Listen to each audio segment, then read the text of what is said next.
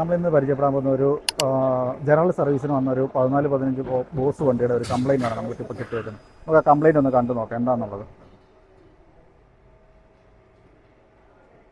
നമുക്ക് ഈ വണ്ടി ജനറൽ സർവീസിന് വന്നിരുന്നതാണ്. ജനറൽ സർവീസിന് വന്ന സമയത്ത് ജനറലായിട്ട് നമ്മൾ ഓവറോൾ എല്ലാം ചെക്കപ്പ് നടത്തിയ സമയത്ത് ഓയിൽ സർവീസും കാര്യങ്ങളെല്ലാം ചെയ്യാനായിട്ട് വന്നിരിക്കുന്ന ഒരു വണ്ടിയാണ്. അപ്പോൾ അതിന് കസ്റ്റമർ ഒരു സ്റ്റിയറിംഗ് ടൈറ്റ് എന്നുള്ളൊരു ഇഷ്യൂ പറഞ്ഞിട്ടുണ്ടായിരുന്നു. അപ്പോൾ നമ്മൾ സ്റ്റിയറിങ്ങിൻ്റെ ഓയിലൊന്ന് ചെക്ക് ചെയ്തായിരുന്നു. ഓയിൽ ചെക്ക് ചെയ്ത സമയത്ത് നമുക്ക് നല്ല രീതിയിൽ കരി ഓയിൽ പോലെ വന്നിട്ടുണ്ടായിരുന്നു. അപ്പോൾ അത് എഞ്ചിൻ ഓയിലും സ്റ്റിയറിംഗ് ഓയിലുമായിട്ട് മിക്സായിട്ട് നമ്മുടെ സ്റ്റിയറിംഗ് പമ്പ് കംപ്ലൈൻ്റ് ആയിട്ട് എഞ്ചിൻ ഓയിലും സ്റ്റിയറിംഗ് ഓയിലോടെ മിക്സായിട്ട് അതിൻ്റെ ഫിൽറ്ററുകൾ എല്ലാം കയറി ബ്ലോക്കായിട്ട് നല്ല രീതിയിൽ നിങ്ങൾക്ക് കാണാൻ പറ്റും. ഈ ഫിൽറ്ററുകൾ ഇത് സ്റ്റിയറിങ്ങിൻ്റെ ഫിൽറ്ററാണ് വരുന്നത്. സ്റ്റിയറിങ്ങിൻ്റെ ഫിൽറ്റർ നല്ല രീതിയിൽ എഞ്ചിൻ ഓയിലുമായിട്ട് മിക്സായിട്ട് നല്ല രീതിയിൽ ബ്ലോക്കായിട്ടാണ് ഇതിരിക്കുന്നത്. അപ്പോൾ നമുക്ക് സ്റ്റിയറിംഗ് കസ്റ്റമർ നല്ല രീതിയിൽ ടൈറ്റും കാര്യങ്ങളെല്ലാം വരും. ഒരു സൈഡിലേക്ക് പുള്ളിങ് വരും.